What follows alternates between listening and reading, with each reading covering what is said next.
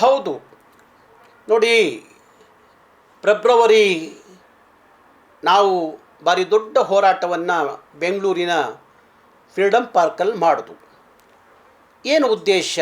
ಮಹಾಸಂಘರ್ಷ ಯಾತ್ರೆ ಇಡೀ ರಾಜ್ಯದಲ್ಲಿ ಹೋಗಬೇಕು ಅಂತ ಹೇಳಿ ನಾವು 3 ಉದ್ದೇಶಗಳನ್ನ ಇಟ್ಕೊಂಡು ಹೊರಟುವಂಥದ್ದು. ಮೊದಲನೆಯ ಉದ್ದೇಶ, ಕರ್ನಾಟಕ ಬರುವ ಎಲ್ಲ ಉತ್ಪನ್ನಗಳ ಮೇಲೆ ಕಡ್ಡಾಯವಾಗಿ ಕನ್ನಡವನ್ನು ಬಳಸಬೇಕು ಅನ್ನೋದು ಅವತ್ತಿನ ನಮ್ಮ ಹೋರಾಟ ಆಗಿತ್ತು.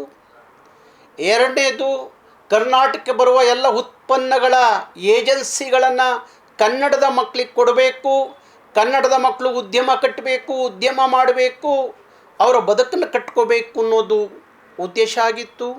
ಮೂರನೇದು, ಕರ್ನಾಟಕದಲ್ಲಿರುವ ಎಲ್ಲ ಬ್ಯಾಂಕ್ಗಳಲ್ಲಿ ಇವತ್ತೇನು ಹಿಂದಿ ರಾಜ್ಯಗಳಿಂದ ಬಂದವರು ಕನ್ನಡ ಗೊತ್ತಿಲ್ಲದೆ ಕೆಲಸ ಮಾಡ್ತಾ ಇದ್ದಾರಲ್ಲ, ಕನ್ನಡದ ಅರಿವಿಲ್ಲದ ಕೆಲಸ ಮಾಡ್ತಾ ಇದ್ದಾರಲ್ಲ, ಕನ್ನಡಿಗರು ಬಂದಾಗ ಹಿಂದಿ ಮಾತಾಡಿ ಅಂತ ಹೇಳ್ತಾರಲ್ಲ, ಅಂಥ ಎಲ್ಲ ಹಿಂದಿ ವಾಲಗಳನ್ನು ವಾಪಸ್ ಕರೆಸ್ಕೊಂಡು ಆ ಎಲ್ಲ ಜಾಗಗಳಿಗೆ ಕನ್ನಡಿಗರನ್ನು ಭರ್ತಿ ಮಾಡಬೇಕು ಅಂತ ಹೇಳಿ ಈ 3 ಉದ್ದೇಶಗಳನ್ನ ಇಟ್ಕೊಂಡು ಕರ್ನಾಟಕ ರಕ್ಷಣಾ ವೇದಿಕೆ ಅವತ್ತು ಹೋರಾಟ ಮಾಡ್ತು.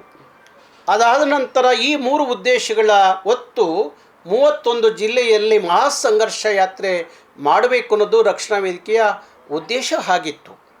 ಆದರೆ ಈಗ ಮೊನ್ನೆ ಸರ್ಕಾರ ಆ 3 ಬೇಡಿಕೆಗಳಲ್ಲಿ ಒಂದು ಬೇಡಿಕೆಯನ್ನು ಈಡೇರಿಸಿದೆ. ಅಧಿಕೃತವಾಗಿ ಒಂದು ಕಾಯ್ದೆಯನ್ನು ಮಾಡಿದೆ. ಏನದು?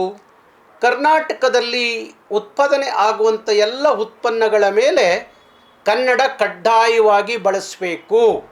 ಆ ಉತ್ಪನ್ನಗಳ ಆಗು ಹೋಗುಗಳ ವ್ಯವಹಾರವನ್ನು ಕನ್ನಡದಲ್ಲಿ ಕೊಡಬೇಕು ಅಂತ ಹೇಳಿ ಸರ್ಕಾರ ಆದೇಶ ಮಾಡಿದೆ. ಅದಕ್ಕಾಗಿ ಒಂದು ಕಡೆ ಕರ್ನಾಟಕ ರಕ್ಷಣಾ ವೇದಿಕೆಯ ಪರವಾಗಿ ಸರ್ಕಾರವನ್ನು ಅಭಿನಂದಿಸ್ತೀನಿ. ಆ ನಮ್ಮ ಕರವೆಯ ಹೋರಾಟಕ್ಕೆ ಸಿಕ್ಕಿದ ಅದು ಜಯ ಅಂತ ಹೇಳಿ ನಾನು ಹೇಳಲಿಕ್ಕೆ ಇಷ್ಟಪಡ್ತೀನಿ. ಹಾಗೆ ಇನ್ನೂ 2 ಬೇಡಿಕೆಗಳೇನಿದ್ದಾವೆ, ಎಲ್ಲ ಉತ್ಪನ್ನಗಳ ಏಜೆನ್ಸಿಗಳು ಕನ್ನಡಿಗರಿಗೆ ಸಿಗಬೇಕು, ಎಲ್ಲ ಬ್ಯಾಂಕ್ಗಳಲ್ಲಿ ಹಿಂದಿ ರಾಜ್ಯಗಳಿಂದ ಬಂದವರೇನು ಉದ್ಯೋಗ ಮಾಡ್ತಿದ್ದಾರೆ ಅವ್ರನ್ನ ವಾಪಸ್ ಕರೆಸ್ಕೊಂಡು ಅಲ್ಲಿ ಕನ್ನಡಿಗರಿಗೆ ಉದ್ಯೋಗ ಕೊಡಬೇಕು ಅನ್ನುವ ಹೋರಾಟ ನಮ್ಮದು ಮುಂದುವರಿಯುತ್ತೆ. ಆದಷ್ಟು ಬೇಗ ಆ 2 ಬೇಡಿಕೆಗಳನ್ನು ರಾಜ್ಯ ಸರ್ಕಾರ ಈಡೇರಿಸಬೇಕು ಅಂತ ಹೇಳಿ ನಾನು ರಾಜ್ಯ ಸರ್ಕಾರವನ್ನು ಇಡೀ ನಾಡಿನ ಕನ್ನಡಿಗರ ಪರವಾಗಿ ಒತ್ತಾಯಿಸ್ತೀನಿ.